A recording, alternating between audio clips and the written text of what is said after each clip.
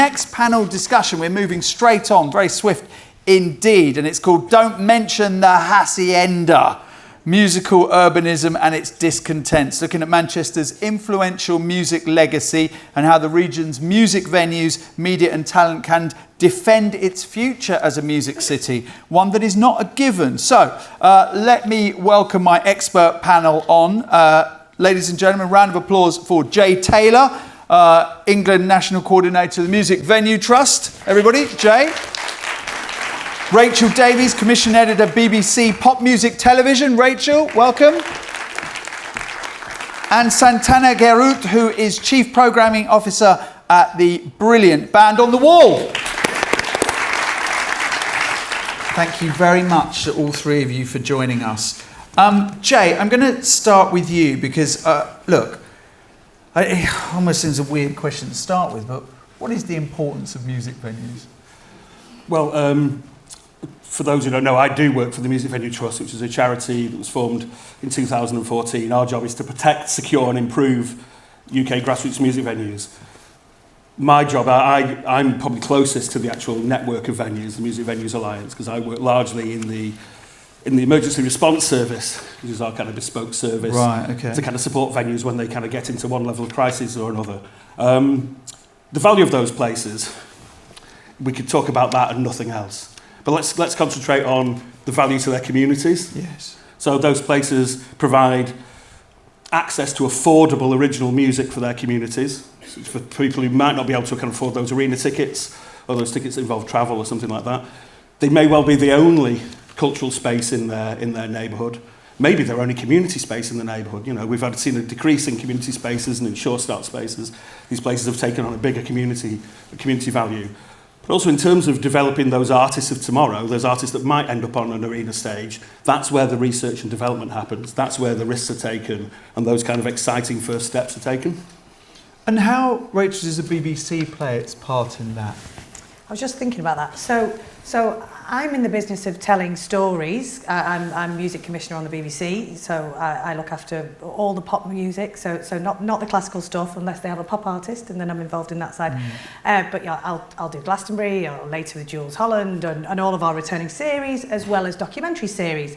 So, and in order to tell a story, there needs to be a grassroots for that story to develop. You know, the biggest music story this year, you could argue, is Oasis getting back together. Well, they came through our venues in Manchester, and the only reason we want to tell that story and we want to be there is because the groundwork was set. So without what these guys do, there are no stories to tell, and there are no nurtured artists, and there are no scenes or moments in time that we can capture in a documentary. And we're about bringing people together, and sometimes that's in a park in Preston, like we did with Radio 2, or sometimes it's about supporting the venues by taking in our curators and our music artists and being part of a scene in order to amplify that scene on our national network. And Santana, Jay talked about community. Tell us about the importance you feel that Band on the Wall has in serving a community. I think that's one of our main aims, really. So to serve the community within Manchester, to reflect on the vast heritage of Manchester, that kind of made the music and kind of influenced the music scene. So the community is ultimately what we're there for. We aim to do educational stuff. So ultimately, it's all about serving the community on the smaller cases, on a smaller stage that we have nowadays, or the bigger. So trying to filter through from young to old in a way. And I think that's the main aim of creating this kind of hub that we are nowadays. Jay, how do venues adapt to disruptive technologies and changing? Because, of course, venues are battling to lure young people actually people of all different ages to come to venues when they are competing with gaming and cinema and all other attractions. It's a really interesting question, because I think what you need to do is kind of amplify what happens in that room. That room. I mean, firstly, that energy exchange between an audience and an artist, that's only going to happen in those places. And I love it in a grassroots space because it's really compressed and it kind of crackles in the room. But also that piece of community that we talked about, yes, that can happen online, this can happen while gaming. That piece of really kind of close quarters community, that can only really happen in a space. I think you're absolutely right. I think there probably is some work to kind of re-emphasise how important those spaces are and what you can get out of it, and you can get something out of it that you probably can't get online, I hope. Yeah, well, that's interesting. But I mean, looking at things like Boiler Room and D&B Guildford. All Stars, and those really interesting things where you're enjoying a live experience, which years ago people would have said, you can't enjoy a live experience unless you're there. Why are you going to watch it on your phone? But now if you look at the numbers of Boiler Room, etc., people are really, really focusing on that. And how is Band on the Wall adapting to disruptive technologies and making sure that actually sometimes the venue, it's not about everyone that's in the room, it's about how that, as Jay pointed out using that word, is amplified to other people? Yeah, it is. I think how we approach it is it's about experiencing. I keep on calling it's the FOMO. It's like experiencing, trying to approach the younger audience to tell them this is like, it's great that you're watching this online. It's great that you're being part of this, but being part of it there and then. So creating that kind of narrative of wanting to be there. I think one of the things is education or music education from the get-go, getting people into venues from the get-go, from as young as toddlers really, kind of creating that narrative that you can be part of this. And Well, I host Ultimate Seminar at Band on the Wall, and it's brilliant. It's absolutely, Warner Music is involved in it. They bring lots of A&R up from London, and both ADX, for instance, and that crew based in Manchester. And that's a really brilliant hub, community hub. Absolutely. To do that and amplify the fact that you can work in the music industry and not be in London, which is what it was for years. For you, Rachel, I think the challenges, I used to be a music plugger in the 90s, and even then we were complaining about the lack of music TV, right? Yeah. That it was shrinking, right? And we'd constantly hear, it doesn't rate, right? That's what we'd always hear. But the BBC is in a different space. It doesn't always have to do that. It's not to the same commercial pressures that ITV are at, for instance. So how are you finding the climate now, especially in a climate where I speak to a lot of television documentary makers who are saying it is the worst it's ever been? It's tough out there. My job spans two industries, the TV industry, and that is struggling, and the music industry. And, we've talked about how venues are struggling. So finding new opportunities is something that we think about every day and that we try and create. But at the same time, creating something that sits over here that no one watches is not going to help. It's about amplifying the opportunities that we've got, making sure the pipeline into, a spot on later with Jules Holland, by the way, is clear, that we're working with BBC Introducing in these venues to find the right artists, to bring them right through. It's not a Manchester artist, but who's won the Mercury Prize? Where's it gone out of my head? English teacher from Leeds. So the Mercury Prize is one that I look after, and they came right through all the venues in Leeds, right up to winning that big prize, and they will have seen a spike in sales after that. But it wasn't a case of us finding them a spot on television, it was them working through the ranks to get up there. We're all fighting for viewers, and some of the sessions that you talked about, that they're online, kind of get the people are in that space anyway looking for music. They're not necessarily sitting waiting on BBC One for a music show to come on, so we have to adapt to the way that the audience is using the technology in a way, and amplify the opportunities that we've got, and finding music moments within the titles that we've got, like the One Show, or huge coverage on BBC Breakfast this week around the Country Music Awards and the sort of spike in country music sales in the UK. All of that, using the infrastructure we have, is what I work at, rather than constantly finding new commissions, which is another part of my job, of course, but it's not just about the new, it's amplifying what we've got. Yeah. Jay, what are the big challenges that you are seeing out there for venues when we're constantly being told, of course, that venues are closing at a record rate? Night and day, of course, day and night? Night and day. Night and day, yeah. Night and day. In Manchester, I remember having a conversation with Guy Garvey about that, and how vocal he was about trying to defend that venue. We're coming at it quite late. When I knew that you were doing this, my mind went to Collapsed Lung and the Square in Harlow. Yeah, Square in Harlow, which was an extraordinary venue, which we lost. Good knowledge, Jay. Thank you. Prepped. Thank you. But also a great venue, which I played. Yeah. Great band. Yeah. And Ant was our promoter, when we played there. So So our emergency response service and our annual report and the data for that essentially kind of talks about 3 pillars in terms of the big challenges facing grassroots music venues. There are other ones, but the 3 big ones that we see coming into the service, they are plainly financial challenges. You know, that's the big one that venues are tackling now, that their operational costs have risen, but their ability to kind of meet those costs has dropped down. You know, we see the live provision of those venues is largely a loss-making exercise. Last year, the sector funded itself to the tune of 161 million quid to do that work. So that's a big, big problem. Second one, noise complaints. That's where Night and Day comes in. Yes. That's people kind of moving next to a grassroots music venue and perhaps, you know... It's cool. Buyer's remorse. Let's say wow, but it's noisy. Yeah. I don't want to live here now. Let's say buyer's remorse. And, and then the third one is the danger of badly policed developments next to music venues. You know, now we've got... In amongst that, obviously leaning back into the financial thing, we've got a sector where their profit margin is 0.5%. So there's no give there. That's largely a fluke of maths. If you have a landlord, and in 2023 rents went up on average 38%, that's going to make a real difference to somebody with that narrow profit margin where they're dancing on the cusp of sustainability. If we look what might happen with business rates in April, that's going to devastate those venues because it's just going to push them right over the edge. And the rise in minimum wage? That's going to have an impact as well. Interesting. I think those venues, they want to do right by the people who work there. Of course they do. But I think what we'll probably see, and this is kind of a bit of anecdotal detail from the conversations I'm having with venues, you won't see those people meet that. You'll see them reduce their staffing levels and do the work themselves and add to an already overworked diary. Santana, the incredible live music ecosystem in Manchester, whether it be Co-op Live on a huge scale, or Deaf Institute, Band on the Wall, Factory International, which I think is probably my favourite venue in the UK now. I think it's an extraordinary place. Second to Band on the Wall, obviously. Don't want to make that awkward. Don't want to make that slightly awkward there.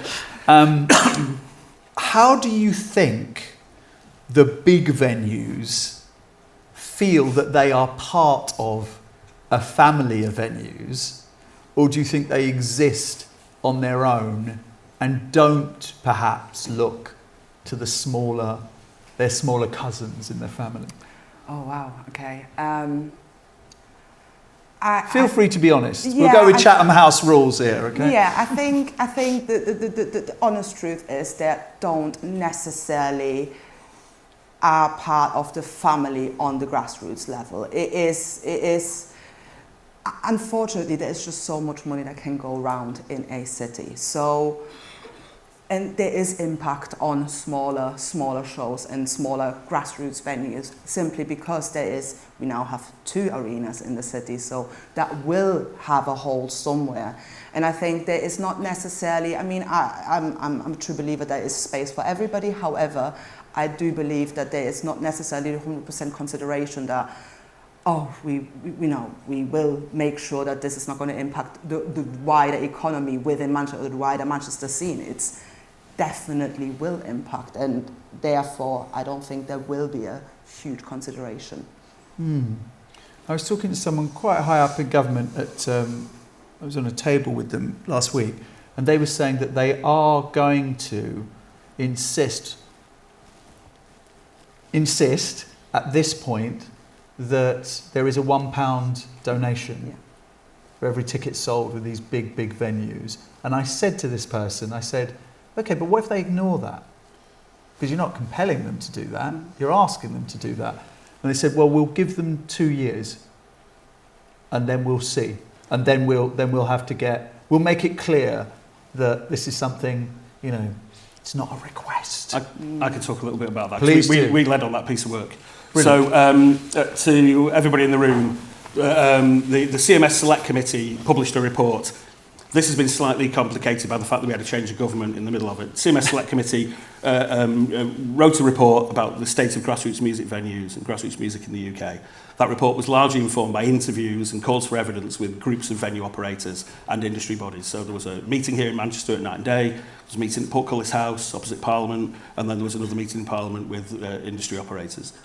Some of the recommendations in that report are really strong. We feel quite passionately about those recommendations. Recommendations about agent of change, and that would impact on planning and neighbour noise.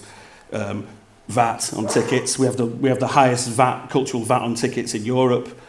Business rates, a whole bunch of other things. But certainly the idea that those arena levels and those stadium level shows should be feeding back into the grassroots.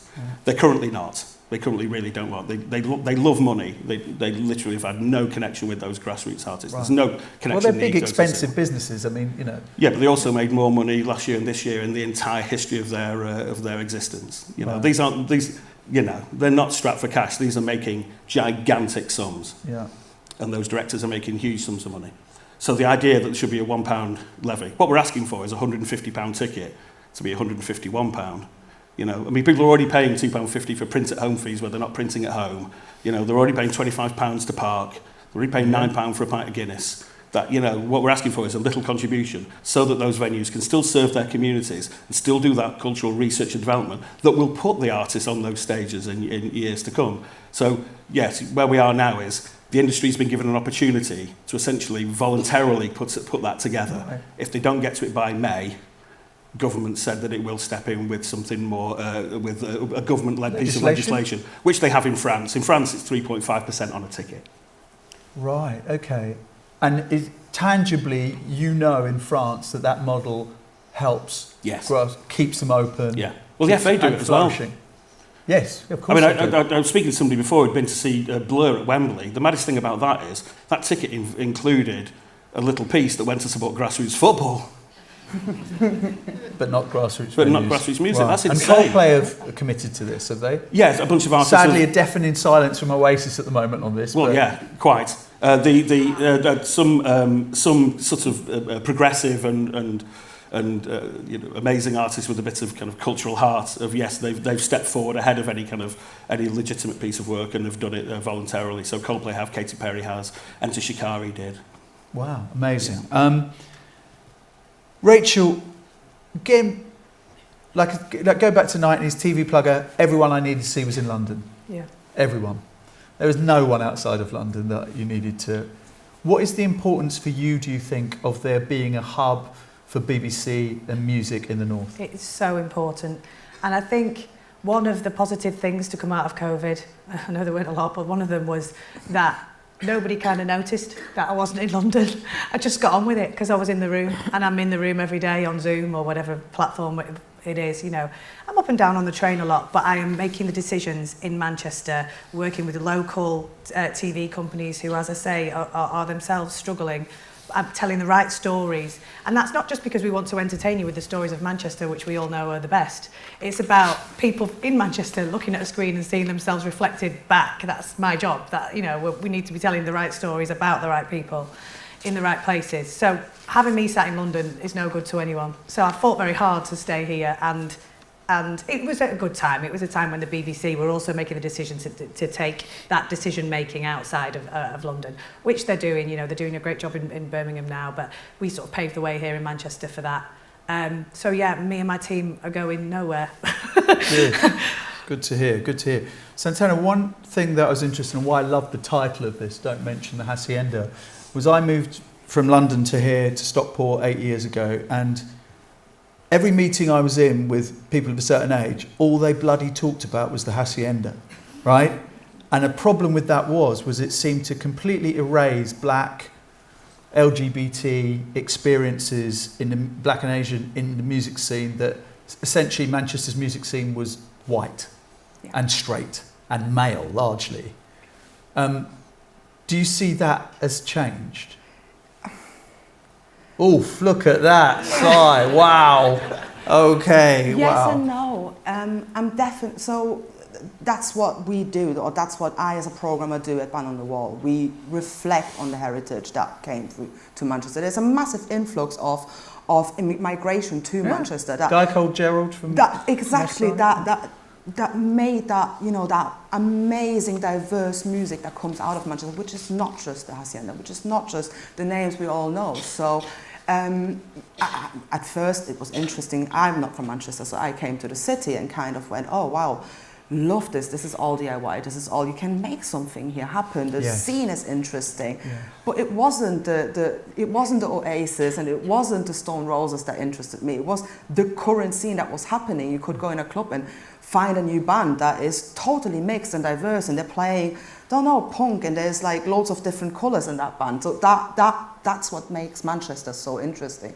And whilst I think there's definitely a change happening, because I mean, there's great bands coming out of Manchester that do reflect the vast diversity of Manchester, but we still kind of get hooked up on our previous story in a way, and we need to absolutely cherish our heritage, but it's so much bigger than the hacienda, than this, than that. We really need to keep on pushing forward with that and change the narrative a little bit, and therefore move a bit away from it. Yeah. It's interesting though, even just using the word bands. I mean, you're ignoring then people like H and Bugsy Malone and artists like that, because they're not in bands. They're not bands, right? They're artists, they're rappers, they're MCs, they're dance producers, that kind of thing. And I think Warehouse Project, for me personally, in terms of a grand scale, is probably the greatest clubbing experience in Europe now. In its programmings, from Black Coffee to, I was saying to you earlier, when Black Coffee DJ'd at Warehouse Project last year, I've never seen a more kind of black audience at Warehouse Project. It was extraordinary. So the thing is when people say, people won't come, no, give them a reason to come here. Make it the programming diverse enough to make people come. Are you optimistic? By nature, I'm an optimist. I believe, Okay. And how much has that been eroded by the weight of the world? Yeah, by being at the Music Venue Trust. It's a really good question. I mean, I think the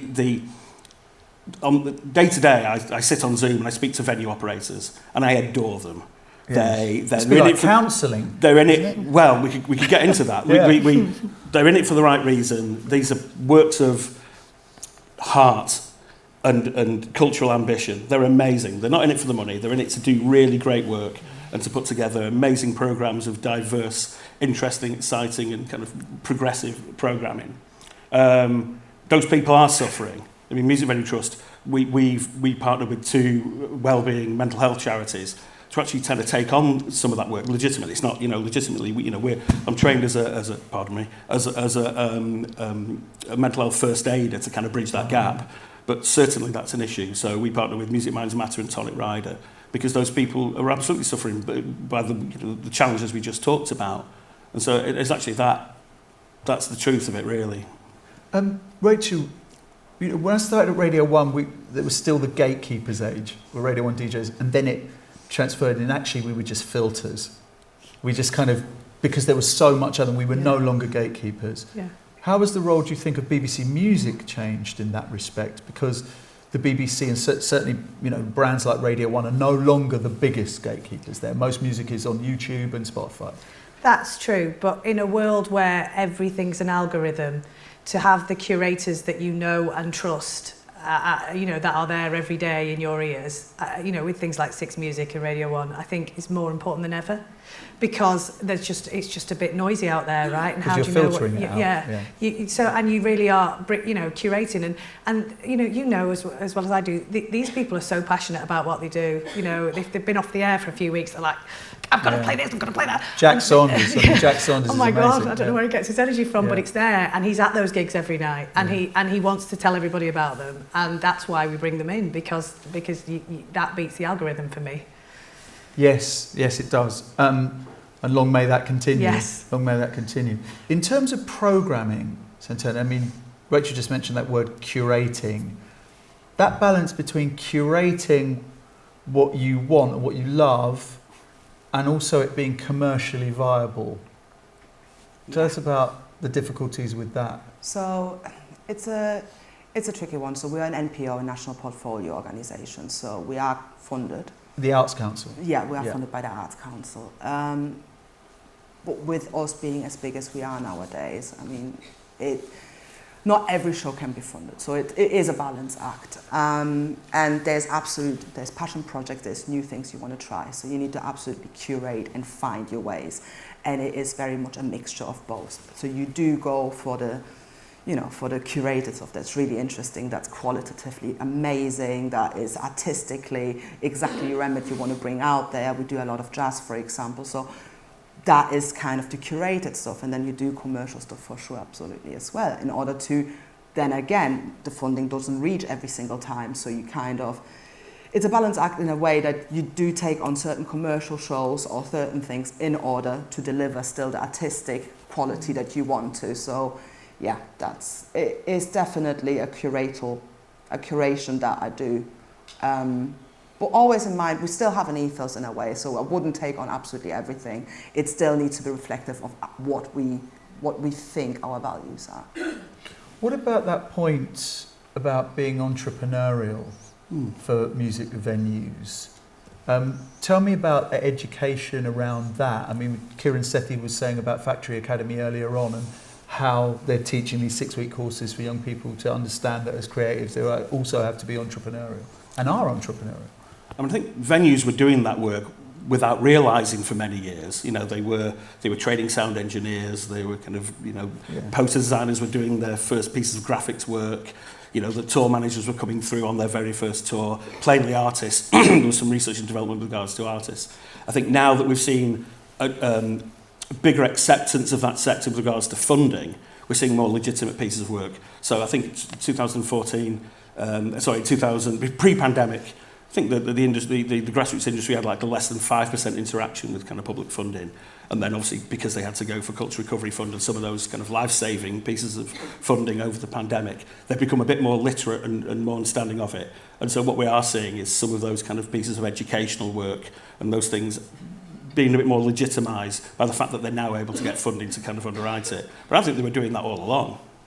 What's the future, Rachel, of BBC Music, do you think, from your perspective, in terms of how it morphs? I mean, it's got, you know, there's brilliant brands like Jules Holland, but that will come to an end eventually. Not on my watch. Good. Long may it continue. But I think, look, you know, it needs to adapt. Yes. It needs to constantly adapt. How do you see it? We made huge changes to that particular strand. You know, it's in a beautiful venue of Alexandra Palace, you know. And yeah, it looks incredible, yeah. And you know, we took it out of the studio and it feels warmer, it feels like a gig. If you've ever come to one of the shows, it feels like you're at a gig. You know, we did that consciously. So yeah, always adapting is the first thing I should say.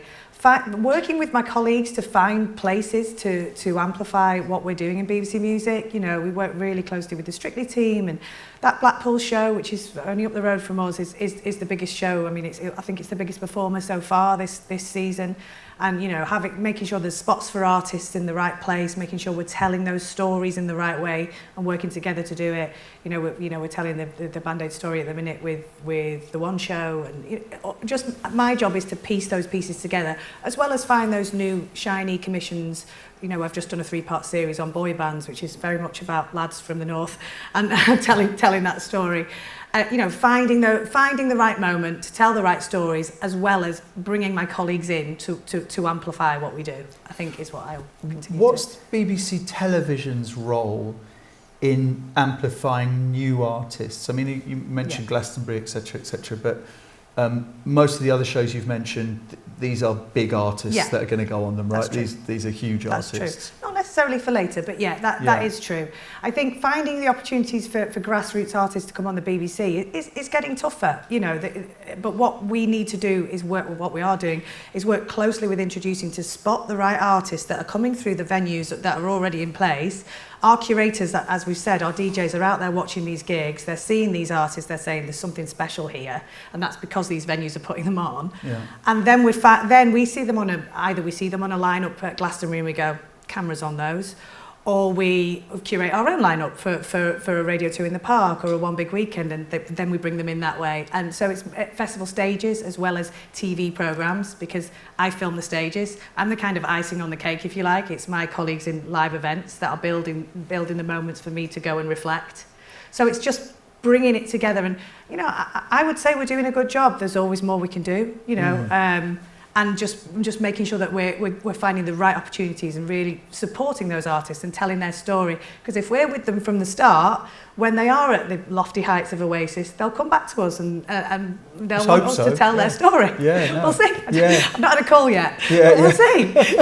Have you got Oasis tickets? No, not yet. Guys, no.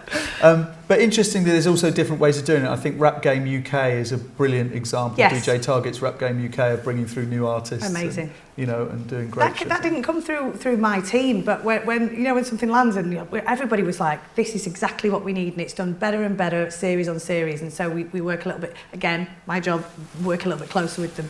Do you think, interestingly, I was talking to someone at Sony Music last week, and they were saying now that 18 months to break an artist has now changed to 3 to 5 years, which was music to my ears, pun intended, because now they know that you're not going to get an artist. Sabrina Carpenter on 6th album before she broke.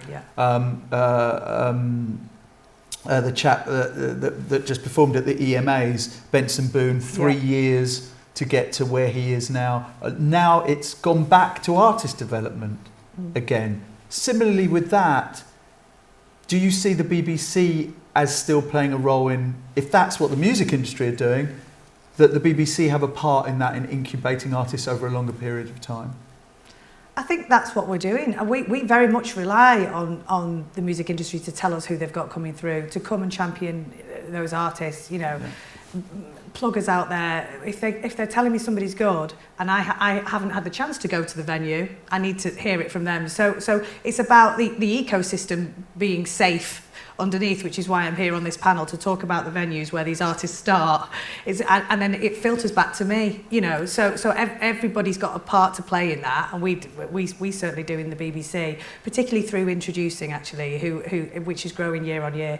Artists can upload in every region of the country, and that then gets a sort of fast-tracked to their local radio station, who will then play them if they're good enough. And then there's a national voice, there's stages that are built. We keep an eye on those stages. I film those stages. Everybody's kind of there, and we're working really closely with the record label that might have had their eye on them for a similar amount of time. Right. And then it comes together at the end. That's the idea. You don't tend to miss any. Whether we can create enough opportunities that way, I don't know, but we just keep trying. Brilliant. Our time is up, but just Santana, very lastly from you, I'd like to know, because I asked Jay the question about optimism, for Band on the Wall in 2025, how optimistic are you? I'm quite optimistic, yeah. There is loads of good things coming through. I think there is always a way to improve and expand, so I think that's the aim. Improve at any given time, look back, analyse and try to do your best and represent the city and, the community in a way. Brilliant. What a great panel, ladies and gentlemen, talking about music venues. Thank you to Jay Taylor, Music Venue Trust, Rachel Davies, Commission Editor, BBC Pop Music Television, and Santana Guerout, Chief Programming Officer, Band on the Wall. There you go. Jay's taking a picture of you. There you go.